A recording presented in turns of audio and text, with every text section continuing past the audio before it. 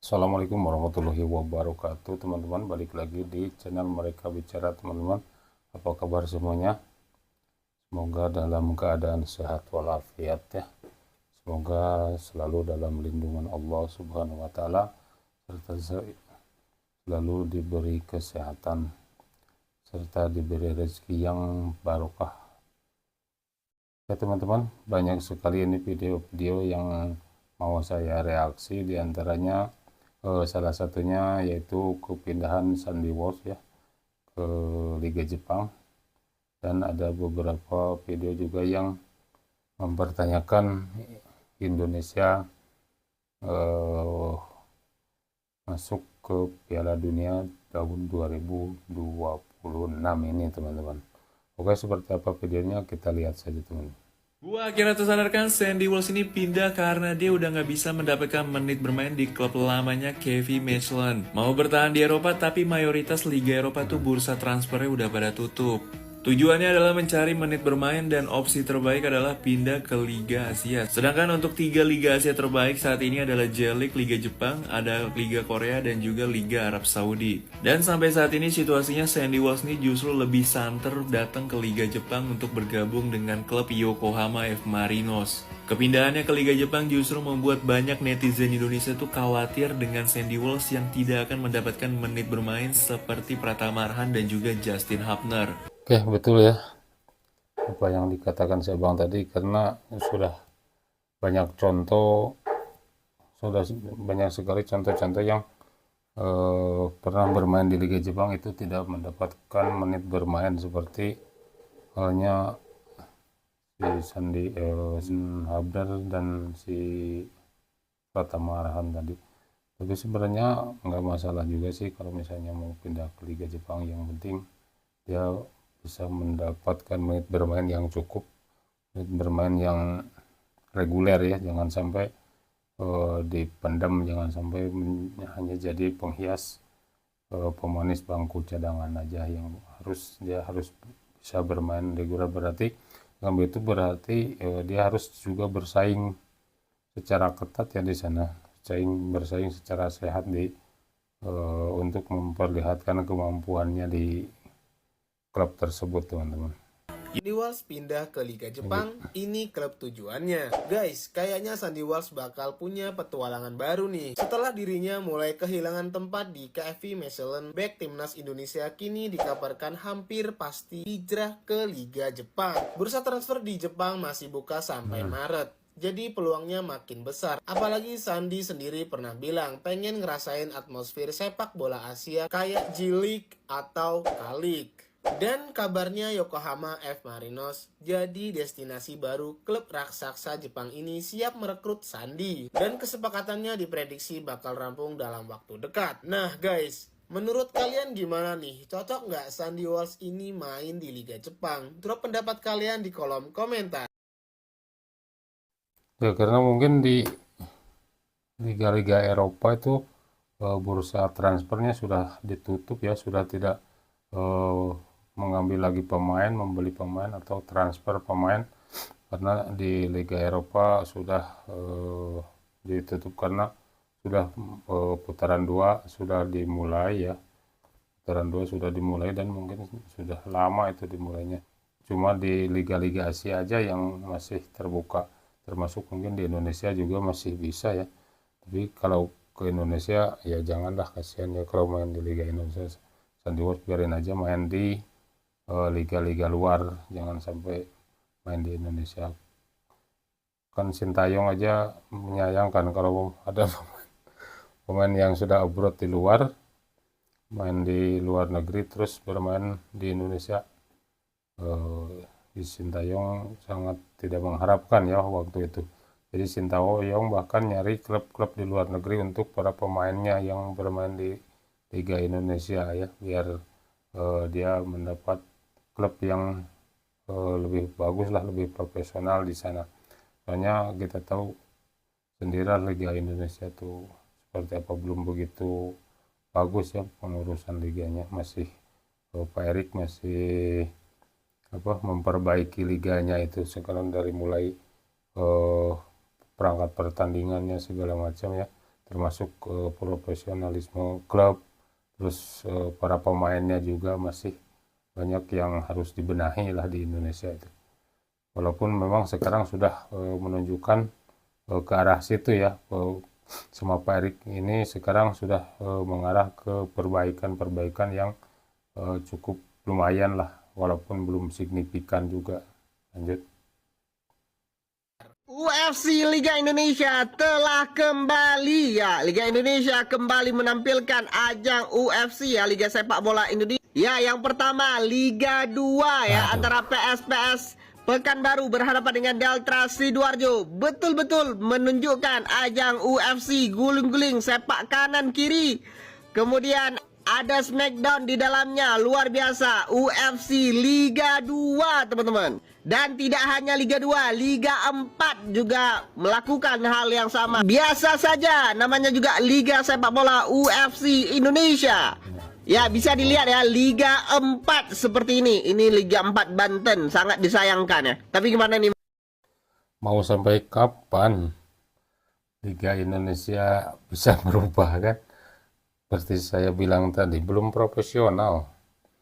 Dari para pemain, para pelaku sepak bola di dalamnya ya, para pengurus juga kayaknya masih perlu pembenahan, masih perlu pengawasan, masih perlu dibenahi ya, dari semua lini, dari semua aspek. Beberapa diantaranya ini masih ada para pemain-pemain yang melakukan hal-hal yang tidak baik lah kalau untuk di lapangan ya, karena sepak bola itu seni ya, sepak bola itu penuh dengan keindahan, tapi kenapa selalu diwarnai dengan hal-hal yang negatif seperti itu? Kan harusnya sepak bola itu jadi ajang silaturahmi juga gitu, kenapa harus jadi adu jotos di dalamnya gitu? Menyayangkan aja, liga kita sudah mulai maju, tapi kenapa orang-orang di dalamnya gitu justru yang masih sulit gitu untuk dibenahi gitu. Kasihan sekali gitu sepak bola Indonesia. Padahal pengurus Pak Erik dan jajarannya mungkin dia sudah bekerja, tapi di dalam lapangan masih aja terjadi hal-hal seperti itu ya. Lichtung is back, Lichtung brother. Astaga, ini kagak udah-udah, ini kagak udah-udah. BTW sorry terlambat nih, sorry nih. Di hari Jumat yang berbahagia ini, boy, terjadi fenomena tadi malam ya, yaitu kembali ya Kungfu, Mortal Kombat, MMA. Dari liga terbaik dunia ini, di kasta keduanya itu adalah Lichtung ya, Pegadaian Lichtung. BTW terima kasih buat teman-teman semua yang udah pada ngetek-tekin gua, yang udah kasih tau gua kalau udah huru-hara begini. Ini sengaja ya boy, untuk beberapa adegan-adegan tuh gue tutup ya, karena gue takutnya di take down. Jadi ini adalah pertandingan antara PSPS ngelawan Deltras ya kalau nggak salah. Dimana yang pakai jersey biru itu adalah PSPS, yang baju putih itu adalah Deltras boy. Nanti kalian mau lihat video lengkapnya gue tag ya. Ini awalnya kalau dari penglihatan gue, kayaknya nggak sengaja nih si pemain PSPS ini nggak sengaja ada kontak fisik sama pemain Deltras. Terus reaksinya pemain Deltras itu Liu Kang boy. Ini definisi Liu Kang, lu tau Liu Kang nggak? Bukan. Sudah nggak zaman ya seperti sepak bola seperti itu. Sepak bola Tarkam, kalau Tarkam mungkin masih mungkin ya sekarang. Apalagi ini Liga 2 itu udah harusnya udah profesional lah, udah nggak seperti itu. Kita harus segera berubah, jangan sampai permainan kita diketawai oleh tim-tim luar ya, negara-negara luar yang sepak bolanya sudah lumayan maju ya. Indonesia itu sudah berbenah, harusnya jangan sampai hal-hal seperti ini terus terjadi gitu. Mau sampai kapan? Iya, si Arul ini hobi banget ngatain Liga Indonesia Liga Mortal Kombat. Katanya semalam ribut, padahal itu cuma efek AI yang sedang ngetrend di TikTok nih, kalau nggak percaya nih. Nah, ini videonya, nih tonton aja. Ini efek AI guys. Tuh, nggak mungkin Efek lah Liga AI ini. Indonesia ribut-ribut. Liga Indonesia itu liga terbaik sejagat raya. Pemain-pemainnya juga betul. 11-12 sama pemain-pemain naturalisasi. 11-12 dengan pemain naturalisasi. Di lapangan begitu, itu nggak sportif. Memang si Arul ini ternak STY nih, kayaknya seneng banget kalau Liga Indonesia jadi jelek namanya dan nggak dipanggil ke tim. Betul banget itu. Bang Arul itu efek AI katanya. Efek AI ya, bukan ribut-ribut, bukan, sekali lagi itu bukan ribut-ribut ya, itu karena efek AI aja. Lanjut. Untuk apa kita naturalisasi? Buat apa naturalisasi? Mantap. Yaitu tadi adalah pernyataan dari Wakil Ketua Komisi 10 Bapak Lalu Hardian. Jangan marah dulu, nih video lengkapnya. Di slide yang ditampilkan oleh Pak Menpora tadi, oleh ini dipersiapkan untuk 2030. Saya melihat berarti optimisme kita ini sudah hilang untuk 2026, Pak. Saya nggak mau optimisme kita ini padam. Justru kehadiran Ole itu untuk memperkuat dan mempermudah agar timnas kita ini lolos Piala Dunia 2026. Nah, ini harus Bapak pertegas di forum ini. Ini apakah kita sudah menyerah dengan Piala Dunia 2026? Saya termasuk yang kecewa kalau memang kita sudah nyerah hari ini gitu. Untuk apa kita naturalisasi kalau memang gitu? Jadi Bapak Lalu Hardian ini komplain terkait dengan wishlist atau beberapa catatan yang disetor oleh PSSI ke Komisi 10. Salah satunya adalah PSSI menargetkan Indonesia di Piala Dunia 2030. Jadi di 2026 ini Indonesia tidak ditarget untuk masuk ke Piala Dunia. Dan di situ juga ditulis oleh Romeni ini adalah untuk tujuan jangka panjang PSSI. Bapak Lalu minta ketegasan supaya ini clear. Kalau memang Indonesia tidak punya target untuk lolos ke Piala Dunia, buat apa oleh dinaturalisasi? Maksudnya begitu. Apakah Indonesia sudah kehilangan semangat untuk masuk ke Piala Dunia 2026? Kalau memang begitu, Bapak Lalu ini juga bilang dia termasuk salah satu orang yang kecewa. Kenapa PSSI nggak menargetkan Indonesia untuk lolos langsung di Piala Dunia 2026?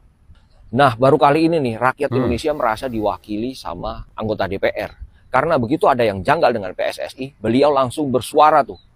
Karena dia juga salah satu fans tim nasional kita dan sangat mendukung naturalisasi. Buktinya proses oleh Romeni pun langsung oke dan di ACC karena semua untuk kepentingan tim nasional kita. Oke. Kalau misalnya tidak ada target untuk 2026, ya, tidak ada target untuk 2026, itu kenapa harus ganti pelatih? Kenapa harus ganti pelatih? Satu, kenapa harus terus naturalisasi? Dua, kenapa harus ada jangka pendek, jangka panjang? Kenapa? Harusnya ini kan udah jadi target. Naturalisasi ini kan harusnya udah jadi target untuk tahun 2026 Indonesia harus masuk Piala Dunia. Kan itu harusnya. Sekarang terus-terusan naturalisasi targetnya 2030. Apa nggak kejauhan tuh? Saya tambah bingung teman-teman. Kenapa STY harus diganti sementara target Piala Dunianya pun masih 2030. Ya, pusing saya. Jadi entah gimana lah pemikirannya PSSI. Maria Sinulinga kan tapi ngomongnya seperti itu teman-teman. Jadi target Piala Dunianya itu 2030 ya. Berarti kalau misalnya sekarang masuk tahun 2026 ini Indonesia masuk Piala Dunia, berarti bonus di awal itu. Ya, bonus di awal. Kalau misalnya Indonesia masuk Piala Dunia di 2026 ini. Oke teman-teman, terima kasih sudah menonton. Dimanapun Anda berada, jangan lupa like, komen, dan subscribe. Assalamualaikum warahmatullahi wabarakatuh.